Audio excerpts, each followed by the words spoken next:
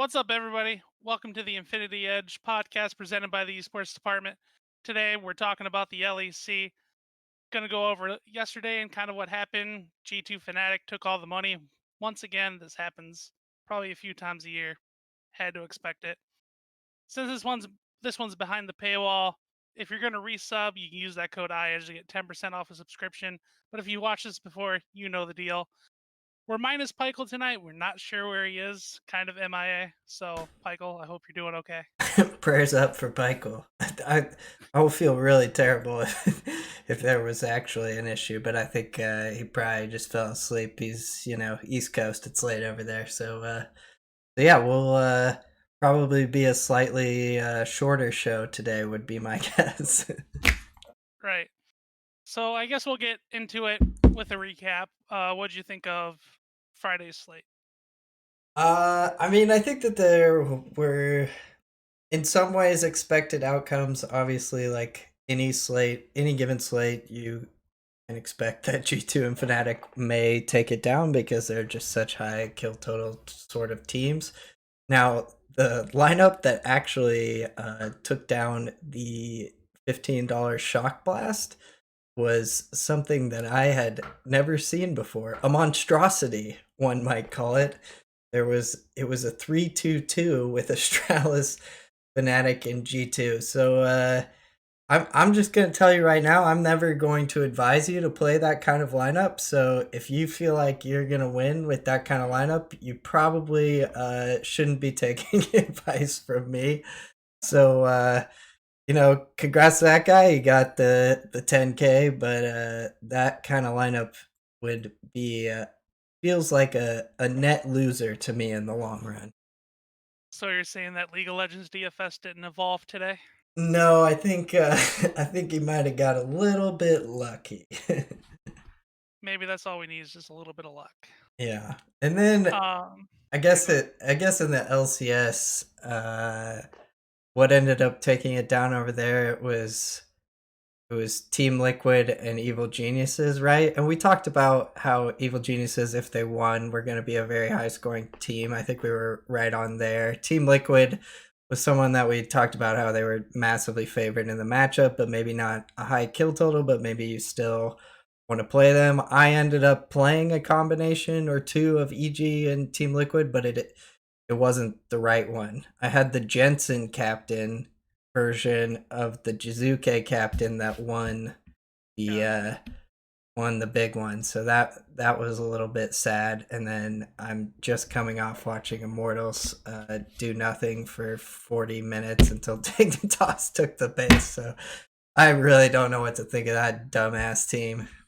Yeah, Immortals are on the ban list for me, so if you want to take a shot on them tomorrow, I won't be cursing them. No, no, I will not be taking a shot on Immortals tomorrow. I can tell you that right now. Well, before we hop into the LEC, I guess I'll quickly ask, what were your impressions of Crown Shot and Magic Felix coming into their first games of the year? Uh, I mean, it's tough to say in the Astralis game. I thought that Gilius basically just trolled that game and lost it entirely by himself with that fight at the blue buff at like minute 12, and then Astralis just had a lead the rest of the game and never really let go of the lead. So I don't know what to say about that as I just burp continuously here. And then and then as far as Crown Shot win, I mean, I think it was kind of as we expected. He was a slight upgrade over Comp, but Vitality has some pretty clear shot calling issues, some pretty obvious issues in the jungle position. And I don't think that that's going to be fixed overnight by the Yeah. presence of the greatest AD carry in the history of the world. Don't worry, Josh Roberts, Crown Shot might take a while to get that voice back. Yeah, that's right. Just be patient, have faith. Well, hopping into our first game of the slate, we have that Vitality team 1-7 versus SK Gaming 3-5. Uh, both of these teams not amazing. You're pretty much going to take your shot if you want to, but the question is, Alan, will this be a high bloody game, or is this one to fade altogether? I love that question. It's like you read my mind as I brought up my bloodiness rating sheets, which actually turned out pretty legit yesterday. I would say that they probably use a lot of the same things that the esports department projections already use, and then the esports department projections obviously have it cooked into like kill participation with individual players. So I think that this is just a good way to like start to think about which teams I want to get involved with, and then you really got to get into the projections and use the optimizer to, or at least for me. I mean, I don't know how other people do it, but for me, I just get into the optimizer and let it tell me who fits together the best, who makes the most points for you. So anyway, for this game in particular with Vitality and SK, it's very similar to Vitality and XL today, where I think I called it the nut low for fantasy scoring in the LEC. I think that this is, again, one of those games.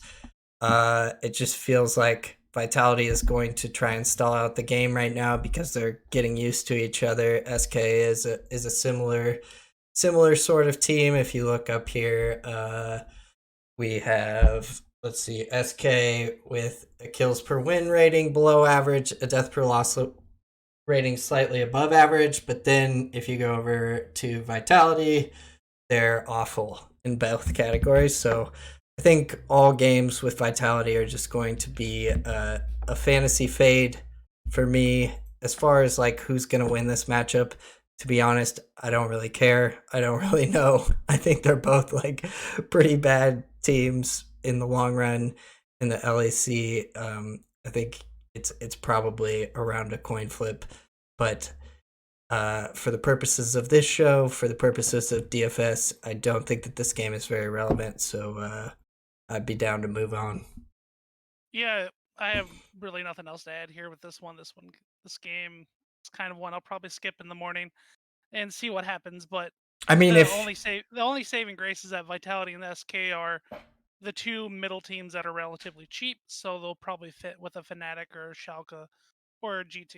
right, and that's something that I was noticing too, which also makes me want them less because there's probably going to be some ownership there because they can, fit with those teams, and that's always what happens with these lesser games. And a lot of times I don't think it works out. Like today with XL and Vitality, they fit well with G2 and Fnatic and Rogue, and then it ended up just being completely irrelevant. Sorry about my loud ass computer sound there.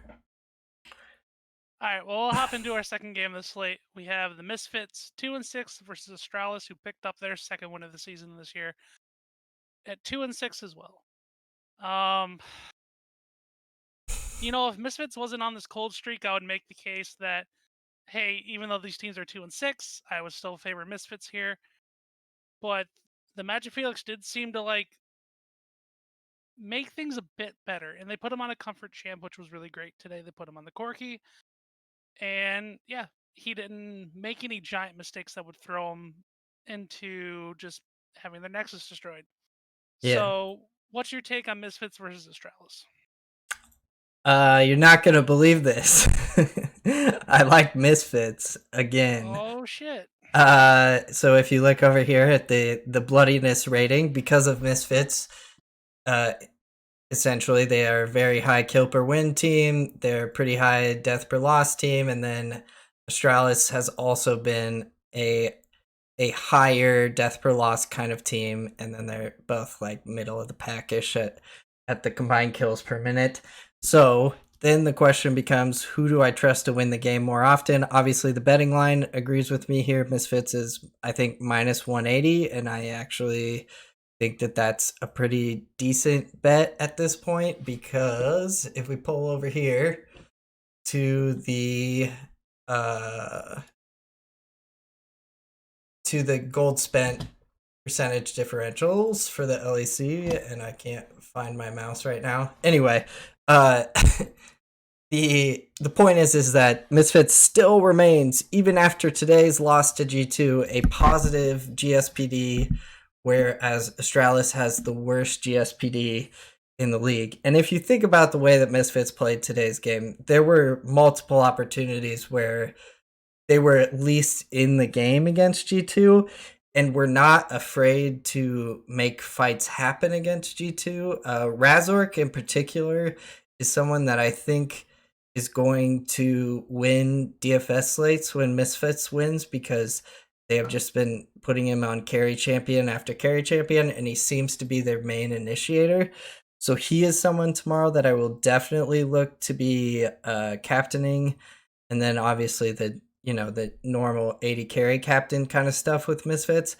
But once again, this game, because Misfits has these, high death per loss, kill per win, projects really well for a Misfits win. And as much as it is painful to go back to a team that just keeps losing for you, although today Misfits would have definitely had you in the cash if you had some of the right combinations with them.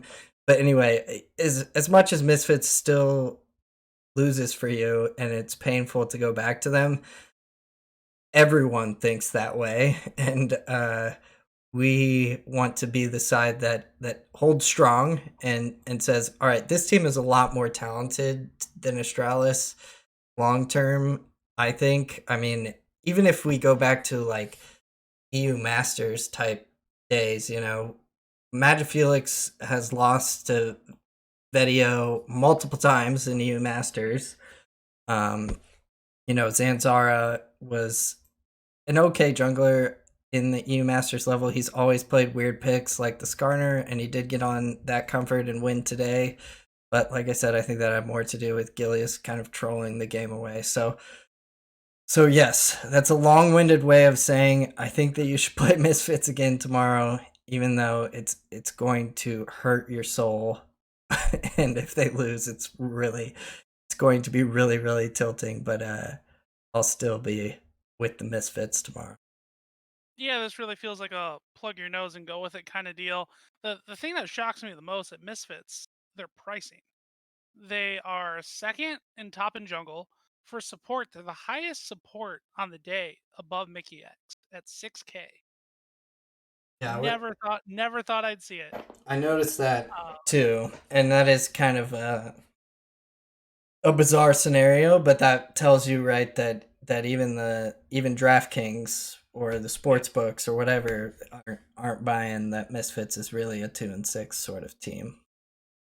And then the only couple anomalies here is that mid and 80 carry are about fourth or fifth in the pricing scale. Oh, that is kind of a weird sort of spread. I didn't go line by line like that. That's interesting. I don't know how often that happens, but it's an interesting thing for sure. Yeah, Vetio is fifth, and Kabe is fifth, right under Pinoy, who won't be scoring any points for G2 tomorrow. Yeah, Kabe has been dog shit for daily fantasy purposes as someone who has played him a lot, but I don't expect that to hold forever. All right, so you'll be on the Misfits side of this one. We'll move on to our third game of the slate here. We have Schalke 04, who dropped today to Astralis, versus Mad Lions, who are 4-4 on the year. Two teams here that are both looking for a win to get back in it. One of these teams has to win, I guess. So, will you be on the Schalke side or Mad Lions? I think that I will most likely be on neither side, at least relative to the field. I haven't built every single lineup that I think is good for tomorrow so far, but I have not gotten to a Schalke Mad Lions lineup yet because, like you said, these teams have been very unpredictable so far and need a win, both of them. So once again, I think we're in sort of a coin flip sort of matchup, which is never my favorite kind of game to target, because I think that this is one that a lot of people are going to want to take a stand on and then get quite a bit of ownership from this game. So I could see, either side of this game having like 15% ownership, especially in, the main carry roles. So for me, it doesn't project super well. I think that's mostly because Schalke has not been a high scoring team, and that held true today, even in their loss to Astralis. I don't really know what to make of that because last year they were a pretty high scoring team going into the playoffs, but right now it just feels like they're willing to split up the map, and Gilius is making a lot of solo plays, which sometimes gets them massively ahead and sometimes gets them, massively behind. Right. So so it feels like to me Schalke is a team that I'm going to be fading like Vitality, just like fading both sides of their matchups. If I think they're going to win, if I think they're going to lose, it doesn't really matter because even if the either side of the matchup just doesn't project that well for me. So to me, this is not one of the spots I would look to target. Obviously, if you play lots and lots of lineups, I think that playing Mad Lions is never a bad idea because Mad Lions has very high kill upside. But Right.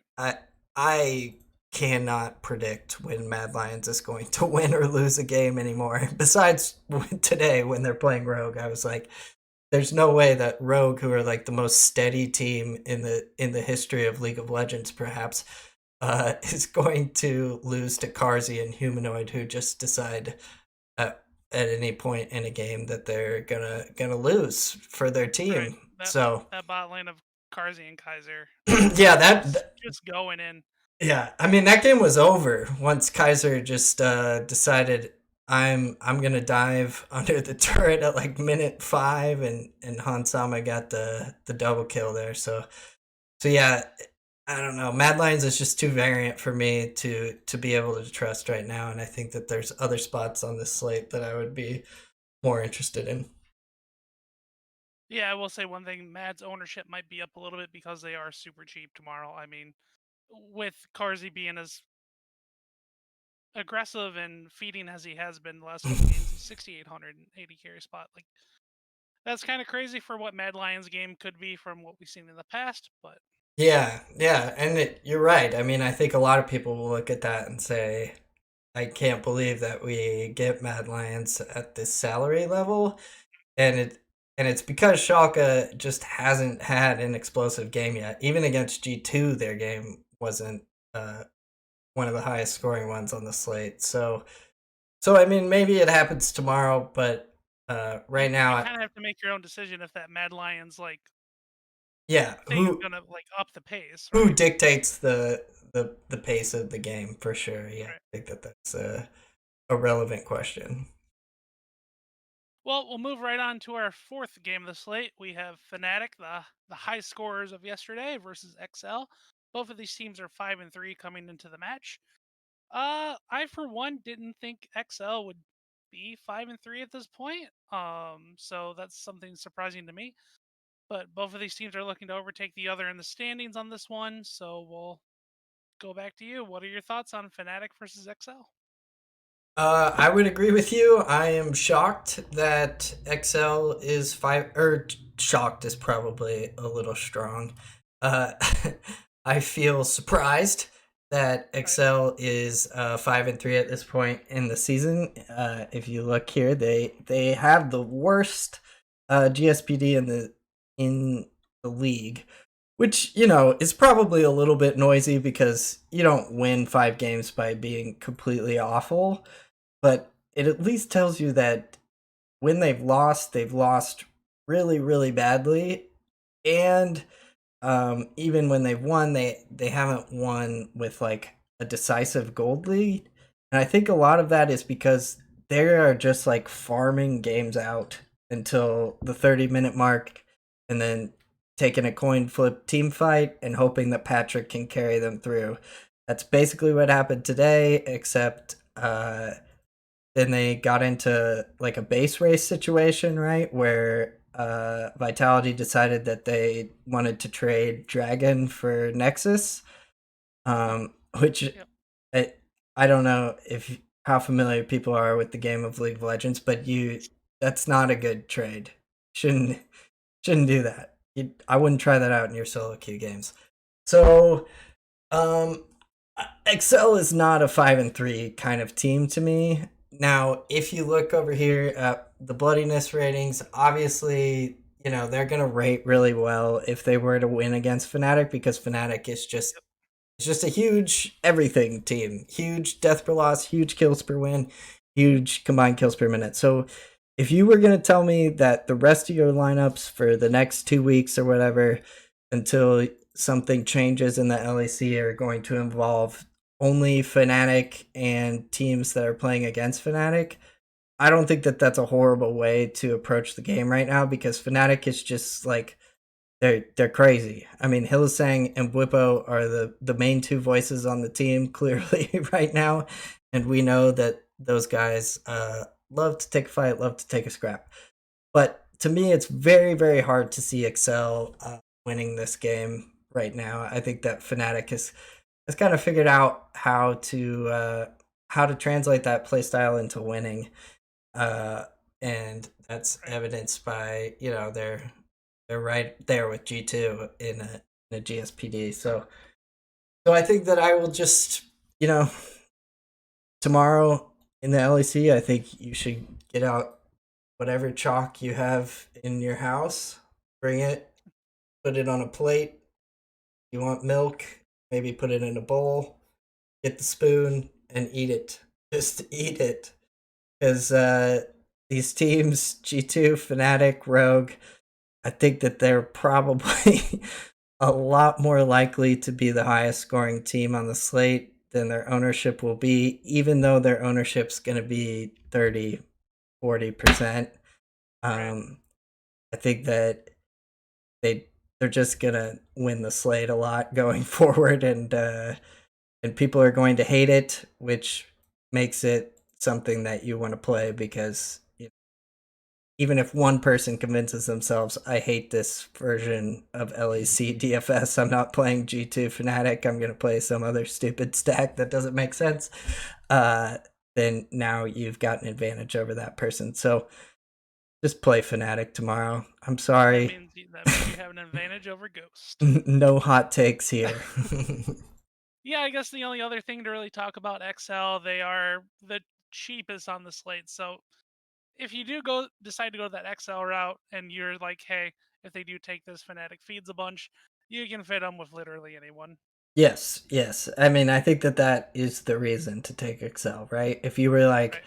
I feel really strongly that G2 is going to be the top scoring team, and I think that Excel has, a 20% chance to win against Fnatic, a 30% chance to win against Fnatic, then fine. I think that playing a lineup or two of SK with, or SK, XL with G2 makes sense in that scenario. I just like, I can't bring myself to put XL, who have won a couple of games that I think they should have lost already, and just really have not been inspiring against Fnatic. Yeah, I mean, this is wrapping up the first round robin of the season for the spring split, and XL have had their G2, their Mad Lions, and their Rogue, who they've lost to. So I'm going to kind of like step here and say, yeah, Mad Lions is like a top tier team, or hopefully we'll see that in the near future. But when XL have gone against the top tier teams of the LEC, they have faltered, I guess. Yeah, yeah, and I think the other thing that I think actually Michael said this yesterday, or maybe Gelati said it on the Gold Card podcast. The teams that you want as like an set against Fnatic and G2 are I can't believe I'm saying this. Are like the misfits. You want a team that's gonna try and meet their playstyle and like scrap with them and not be overwhelmed Right. by their pressure on the map. And Excel strikes me as a team that's very much going to be overwhelmed by Fnatic's pressure and kind of cave. So yeah, I would just play the Fnatic side because even though they're going up against a bad deaths per loss, combined kills per minute kind of team, they've just got there pretty much every week. So I think it's a dangerous game to try and fade them. Right. Well, we'll move on to our fifth and final game, wrapping up the first round robin of the spring split. We have G2 Esports sitting at 6-2 versus Rogue 7-1. This is the granddaddy of them all, the one we've been waiting for this week. Are G2 going to be tied with Rogue in the standings, or are Rogue going to take sole position, top spot in the LEC? What's your thoughts, Mm. Evan?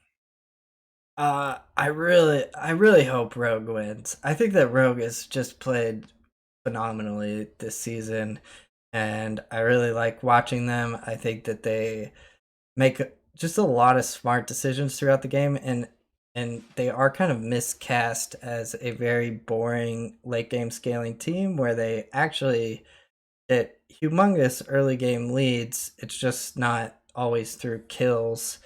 Um, so so I think that this game is a lot closer to a coin flip than the odds imply. The odds have G2 as like a minus 170 favorite, and I just I can't see that right now. Like, if you Yeah. asked me tomorrow, would you rather have Odoamne or Wonder? I think I'd take Odoamne. If you asked me tomorrow, would you rather have Inspired or Yankos?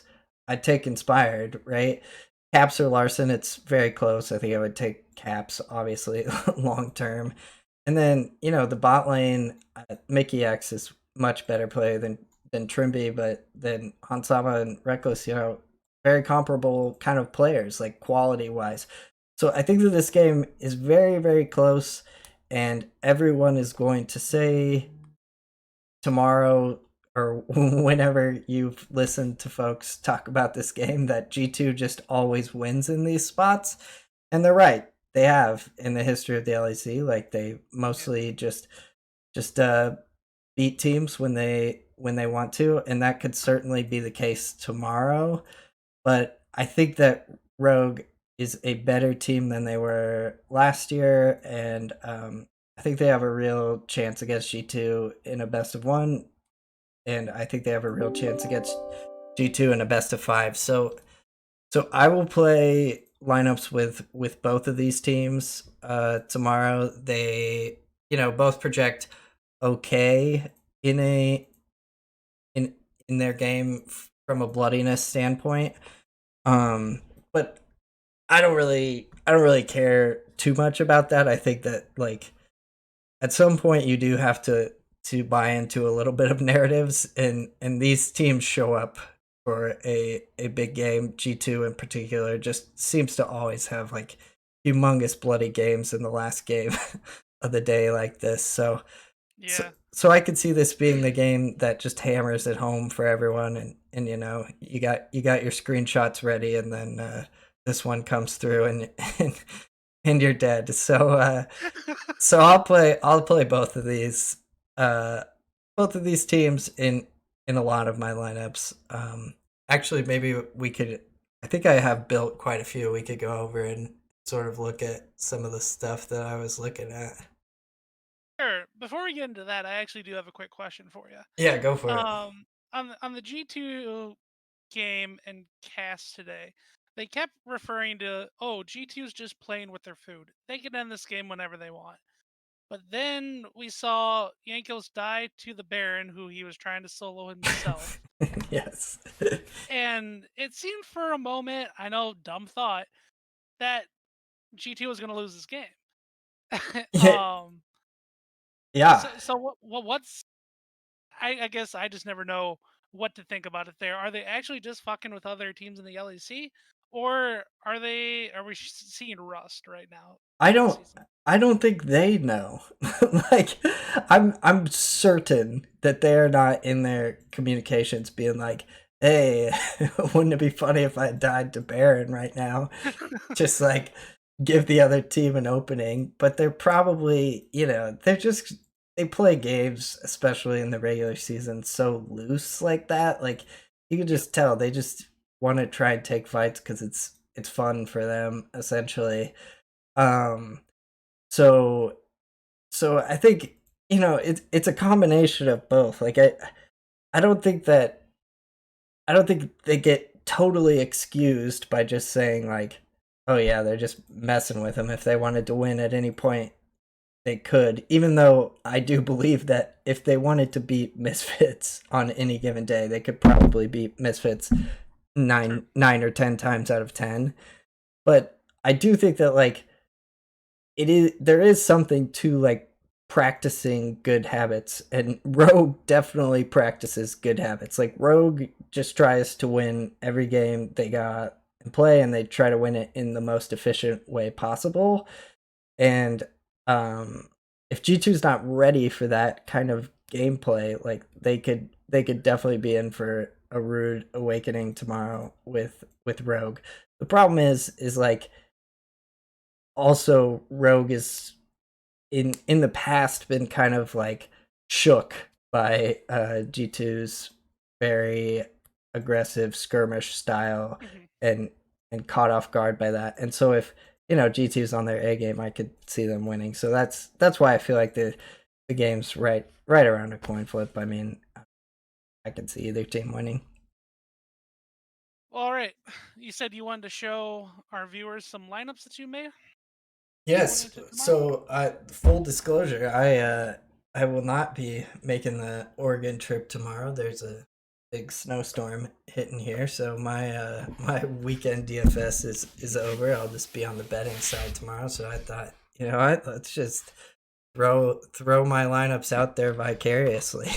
so so I was just looking at, and to me, like I was talking about, it feels like a very favorite heavy, chalky kind of slate tomorrow. So I been started with these support captain lineups that everyone hates and no one likes to play, because you're gonna get some leverage by doing that, even if this kind of lineup is duplicated. If you play it 1 out of your 10 lineups, you're still probably in a good place. And so I just have as many combinations of like Misfits with G2, Misfits with Rogue, Misfits with Fnatic I can get, and then I threw a couple of the Mad Lions Shaka lineups in there just in case that game became a fiesta, because those players are certainly capable of fiestaing.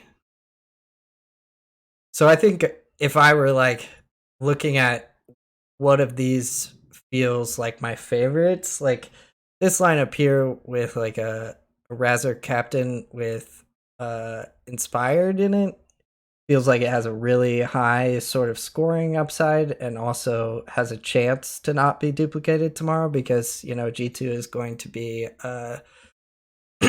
heavily owned, and then I don't know how much people want to be on Misfits. I'm sure that there will be plenty of people playing Misfits, but I don't think it'll be like 20%. It'll probably be more like 10%. So that lineup's the difference of the one tier left there with Kabe captain that can be made.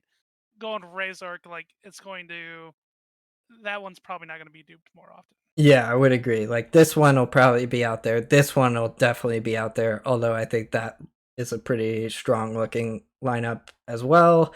Obviously, this is dependent on Rogue upsetting G2, and I know like some people they get nervous about upsets entirely, but I think that's the wrong way to play DFS. So I think that both of these lineups look pretty good. I would even like consider this kind of lineup in like a single entry. This one over here, especially because it's going to be different enough that you have a good chance to win the single entry competition. And even if like Rogue and G2 play a close kind of game, this lineup could cash in that sort of scenario. Obviously, that depends entirely on Misfits winning the game, but I feel pretty strongly about Misfits winning the game. I think that I bet Misfits at minus 180. I think that a lot of people would say that that's nuts. Who wants to lay that kind of money with a team that's 2-6? But I believe that strongly, that they are a better team than Astralis. So if they lose tomorrow, hit me on Twitter and take a dump on me. So would you be? I don't know. I guess I said this the last time, a couple shows, but if Astralis win this one, are you still long on Misfits? Oh God, I think I would have to at that point. It's time to admit I have a problem. I think I would probably have to enroll in some sort of program if I were still believing in Misfits if they lose to Astralis tomorrow. So yes, I will quit you tomorrow, Misfits. Razork, Misfits, you heard it here. Razor Your K. relationship with Alan is on the line. Yeah. Well, I was saying in the Discord today, Razork or Razor K or Razork or whatever the fuck his name is, they never pronounce it the same way on the on the broadcast. So I would It's a just love fluctuating name. I would just love for him one time to, have an interview and someone be like, "Hey, how do you want us to say this name so I can have that information for this show." Yeah, maybe he pops off tomorrow. He gets on the interview, and he's like, "Hey, we need to settle this." Listen up, medic. I've heard it. I've had it up Well, to here with you. yeah. Well, that's gonna be it for our LEC show. We're gonna hop right into the LCS here. Uh, LCS today recap. We kind of went over it. Cloud9 lost. Immortals kind of let a lot of people down today. I'm not sure if I can ever go back to the Immortals again because they hurt me so bad. I'm done with Immortals. That was one of the worst games I have ever seen. Like, I couldn't believe what they were doing in that game. So yeah, I think that they might have just had a really good game plan, and Team Liquid had a horrible draft in that first game. I think we were talking about it live on the show. So maybe Immortals is a lot worse than I. Yeah, and then we had 100 Thieves beating FlyQuest. Yeah, that's something I kind of expected. Team Liquid beat CLG. Pretty expected there. EG beating Cloud9. I'm not shocked. It was shocking that it was more high kill game because Cloud9 just kept on feeding them. So I guess that'll be something to take note of in the future. TSM pulled out a victory against the Golden Guardians, and then, as we mentioned, Dignitas beat Immortals. But I kind of want to get your thoughts on TSM for just a moment. Again, that game looked pretty sloppy. Yeah, What are your thoughts on TSM after seeing that Golden Guardians game? I think that TSM has had teams rescue defeat from the jaws of victory twice already this season. Notice that I didn't say TSM rescued victory from the jaws of defeat. The other teams just decided we don't have any idea how to actually win a game of League of Legends when we are playing from ahead. Apparently, Golden Guardians and CLG don't have much practice with that, which is not a particularly surprising thing to me. And TSM just ended up being able to take the win because they at least have players who can hit their spells more often than Golden Guardians and CLG can. So I don't know what to take away from that. I don't think that TSM is in a very good spot at all right now. I think that they are very doomed tomorrow against Team Liquid. I would not be surprised if Team Liquid won that game like 12-0. Right. Well, we'll hop right into our Saturday slate here. Our first game of the slate is going to be FlyQuest versus Counter Logic Gaming. Counter Logic Gaming comes into this 0-4, while FlyQuest comes into this at 1-3. It's FlyQuest here all day for me. The CLG team is They're bad. Broxa, hurry up and get over here. Even though I don't think it would really help. I did see a comment today in the Twitch chat that said, "I wonder if CLG could get Ruin and Crown back." And I really like that one. But we'll kick it over to you, Alan. FlyQuest versus CLG. What are your thoughts? what a sad comment. I hope that was in earnest. I hope that person was like really pining to get Crown and Ruin, two of the biggest spent and worst flops in maybe LCS history. Yeah, so I would agree. It is FlyQuest all the way for me here. Now, if you look here at the bloodiness rating, if CLG were to somehow pull out the win, in a very small sample size, they are a very good kill per win team. FlyQuest is, right around league average in deaths per loss. So if you think that CLG has a legitimate chance to win against FlyQuest tomorrow, then you may want to play a little bit of CLG because it looks like they're at least popping in it from a bloodiness standpoint. But to me, I would much rather be safer and play the FlyQuest side of this matchup because CLG has been a little bit scrappier with RGIS, especially when he's playing like Twisted Fate. I feel like I've seen him go in questionably a few times on that champion and give away a few unnecessary kills, and FlyQuest can certainly take advantage of that. I think that the context of this game also probably makes me lean even more towards FlyQuest, right? FlyQuest is gonna need this win at this point. They're 1-3. CLG is a team that they were expected to beat before the season. I think that they expect themselves to be in the playoffs, and if that's the case, they got to beat FlyQuest or beat CLG here. And then if we look over at their stats, I'm sure that the stats for FlyQuest are not great so far because they're 1-3, as we talked about. So FlyQuest and CLG are right around the same in a GSPD standpoint, but I think schedule matters here. FlyQuest has played Team Liquid, Evil Geniuses, and someone else difficult that they lost to.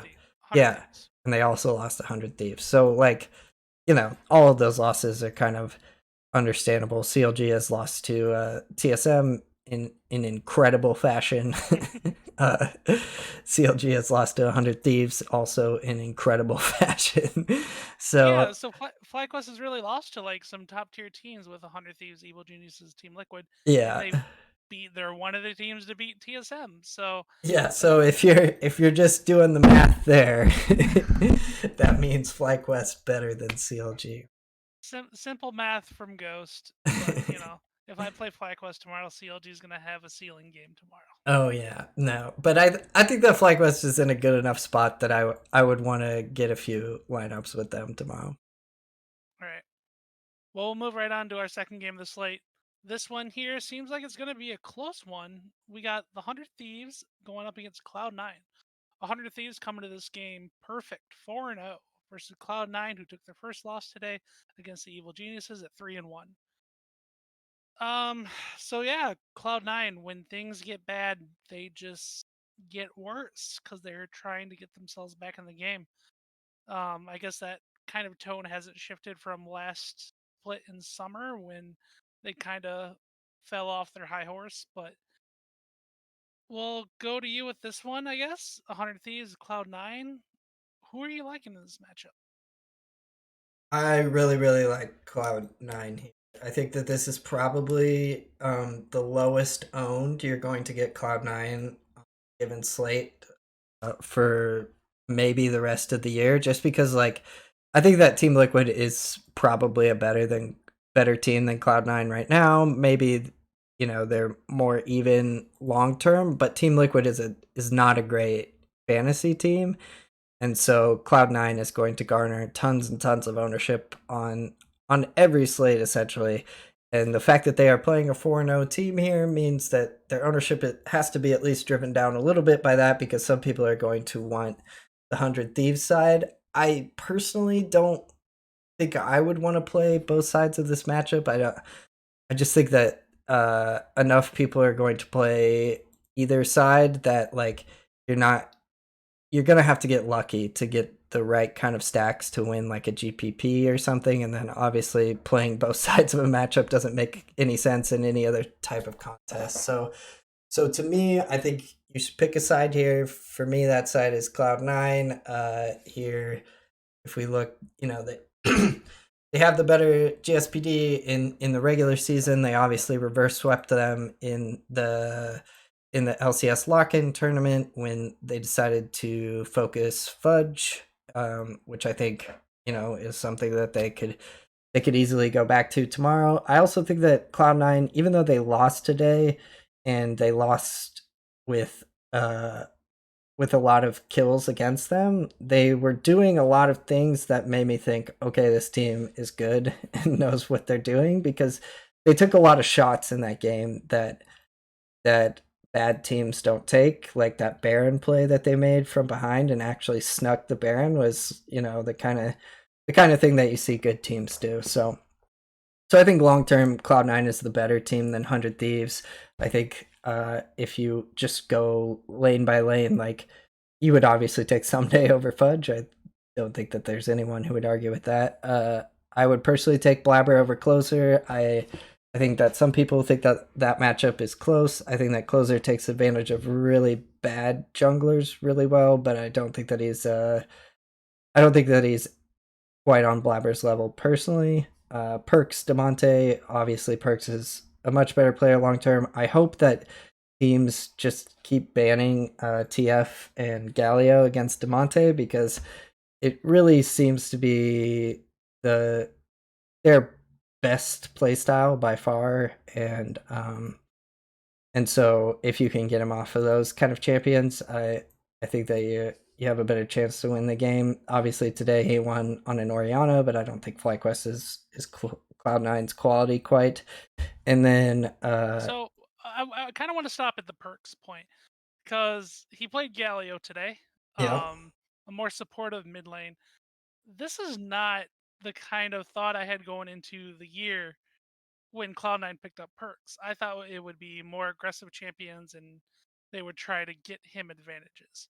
But seeing him play in the supportive role, it was against Jizuke. Maybe he wasn't feeling this matchup, but did you take anything away from that with him being on a more supportive mid lane? Yeah, it's interesting. I mean, I'm trying to think back of like what did he play when he was a mid laner in the LEC, and I mean, Galio is a type of champion that makes sense as for Perks as a player to me, because he is such a like aggressive sort of skirmish player, and Galio is obviously like a small skirmishes king, right? He can teleport to other lanes and get into the jungle really easily, but obviously it's not like a big ass carry sort of champion. So that's interesting. I would have to look into like what he played in the LEC a little bit more. I would definitely agree. Like when Perks came over, I was like, he's just gonna dumpster mid laners like Demonte, and that definitely hasn't been the case so far. I think that that's kind of uh, a feature of the meta right now. Like I don't think that getting a serious mid lane advantage is like, it doesn't transition into winning very well right now. It feels like. So I think that long term he's going to be fine. I would agree. Like tomorrow, I would prefer to see him on something like the Azir, just because like that can carry you, and he obviously plays it really well. I can remember mini games from his time in LEC in particular on that champion. So yeah, it's an interesting question. It's something that I have to think more about, but Sure. I don't I think just kind of wanted your quick thoughts on that yeah, one. yeah. I don't. I thought it was kind of weird today. But I do think like long term it doesn't really matter against Demonte, because I just think he's a lot better than Demonte on any champion, save maybe Twisted Fate. All right, and then your thoughts on the bot lanes for both of these teams? Yeah, so FEI and Hoovy have been really, really good. They were really, really good today. With that Senna Tom Kench thing that went basically undefeated today, right? Yeah, Senna, if teams don't start banning Senna tomorrow, or if you're in the position of first pick, I'm gonna start questioning things. yeah, and Sven can definitely play it. So maybe the side matchup here is an interesting question. Like, is Cloud9 on the blue side tomorrow? But I think that if they're not, they probably just ban Senna, because go ahead. You According to Leaguepedia, C9 will have first pick. They will have first pick. So right there, that solves the Senna conundrum to me, right? You ban out Demonte and first pick Senna if you wanted, or if they ban it, you whatever. So I think like with that particular combination removed, I would trust Sven and Vulcan a little bit more long term. But I think that both of these bot lanes are very good. So really, I think the advantage in this matchup is going to come in the jungle for Blabber, and that's how I'm going to play it. Now, if you are like, I think it's 100 Thieves all the way, and there are certainly a lot of people out there that feel that way. Like, I put on Twitter a poll the other day that was like, if you wanted to bet a TL C9 finals matchup, like what odds would you need to be able to bet that? And there were a lot of people that were just like, I wouldn't bet it at any of these numbers. I think the highest one I put is like plus 100 because there's no way a book would offer it at better than that. Personally, I don't think personally, and a lot of people were like, I think 100 Thieves is right up there with Cloud9 and Team Liquid, and I definitely don't agree with that. So those are the folks that I'm trying to get on the other side of in this matchup. All right, well, we'll move on to our third game of the slate here. We have, oh boy, the Golden Guardians versus Dignitas. Golden Guardians coming to this match 1-3 on the year, while Dignitas coming to this match 2-2.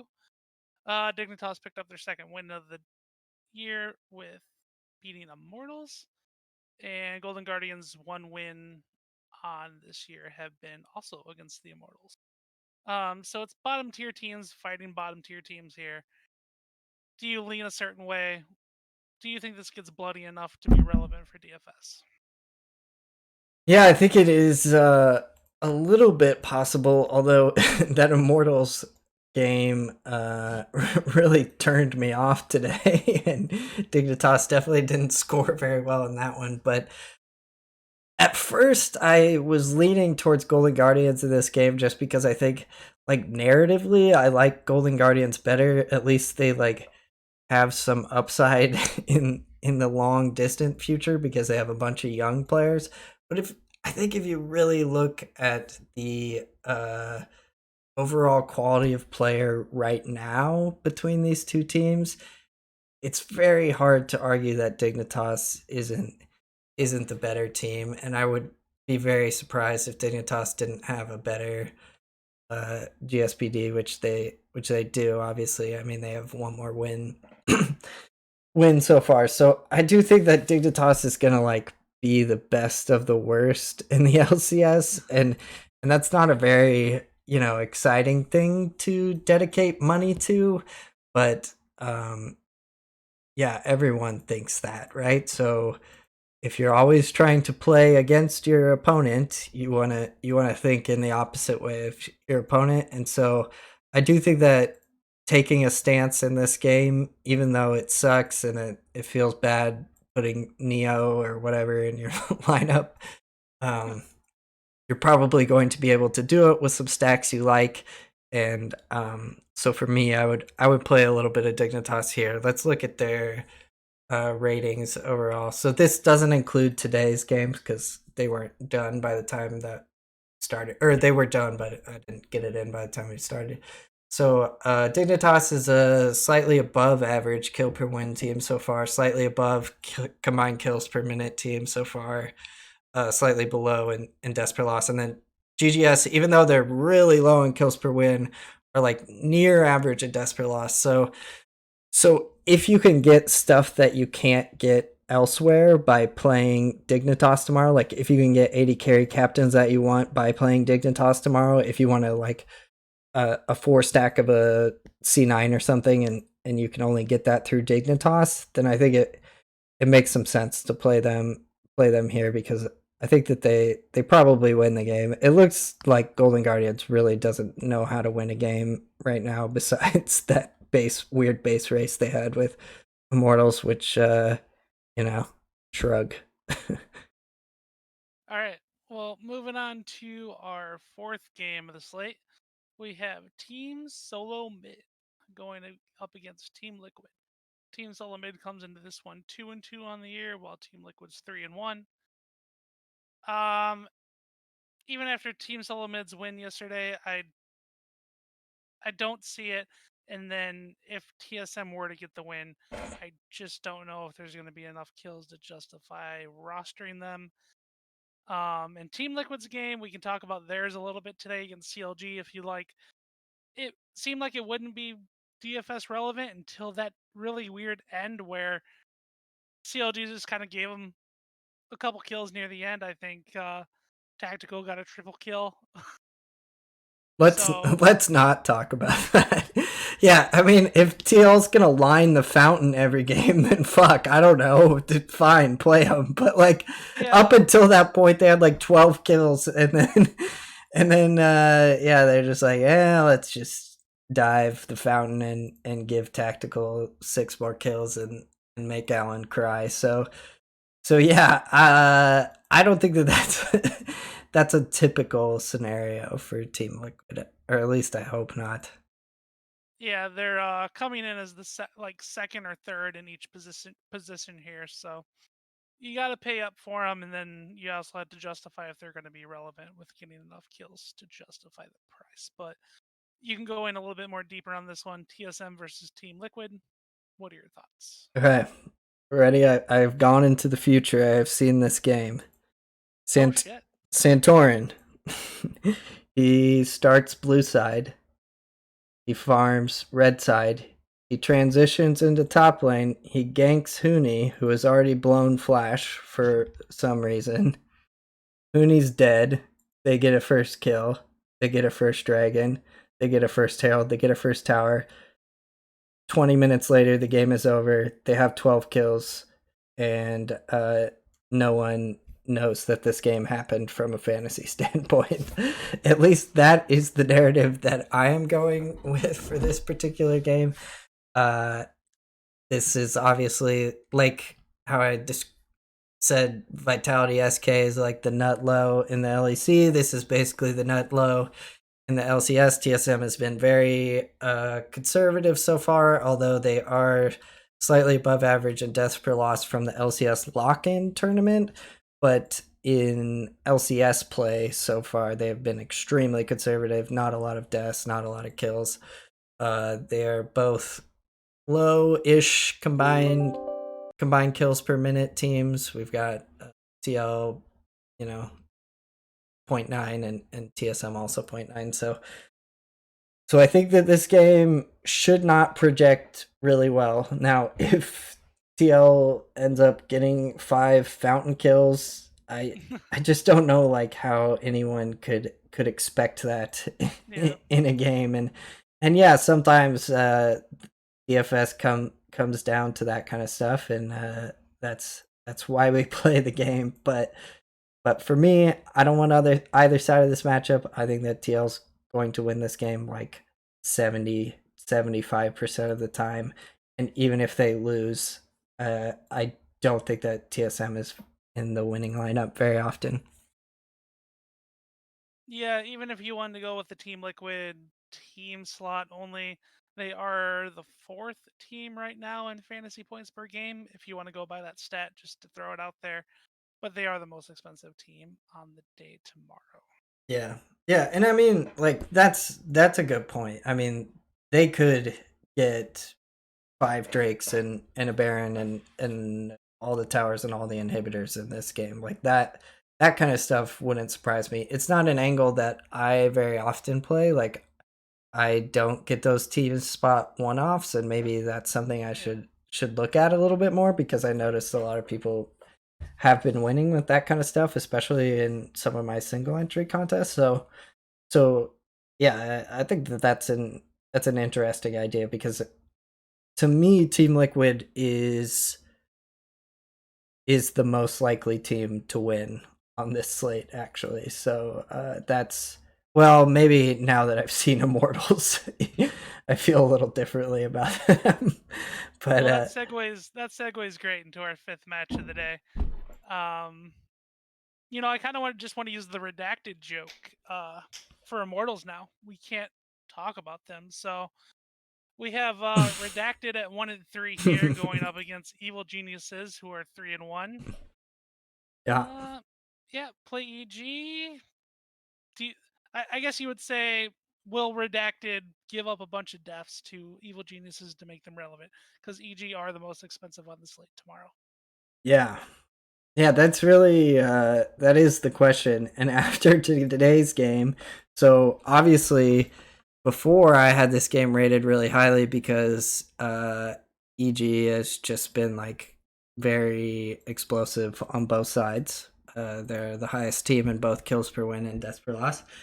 But Immortals coming into this game had this kind of near average death per loss sort of stat. But I'm wondering if a lot of that is weighted from the time in the LCS lock-in tournament, which was basically none of these players.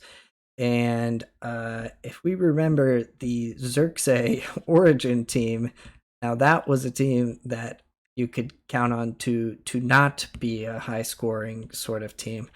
So I'm kind of rethinking my whole approach to this game. I think obviously Evil Geniuses is a massive favorite in this game. I don't know how anyone could see what Immortals did today and like anything about that. Reyes was awful.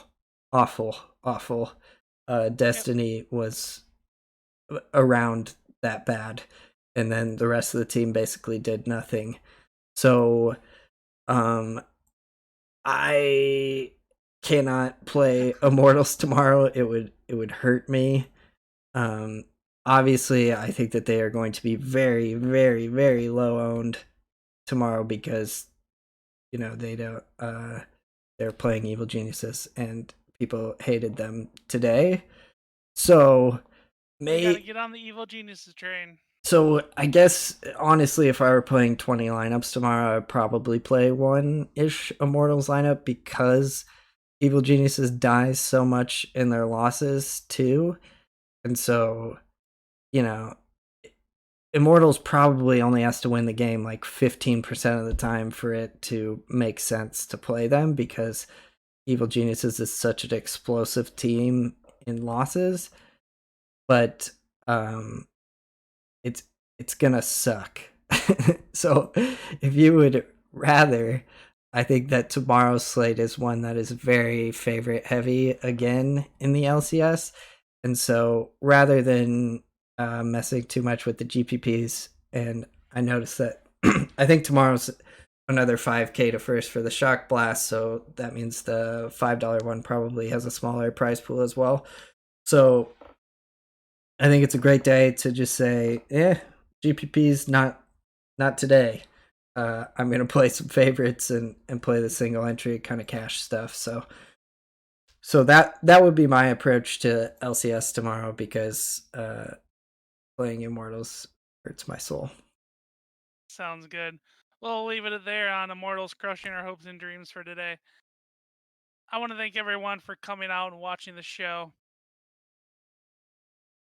You can follow us both on Twitter. You can follow Alan at League of Items. No, you can't. You can follow him at LCS Picks. And you can follow me at XGhostRider90. Good luck on the slate tomorrow, guys. Let's go win some money. Let's do it.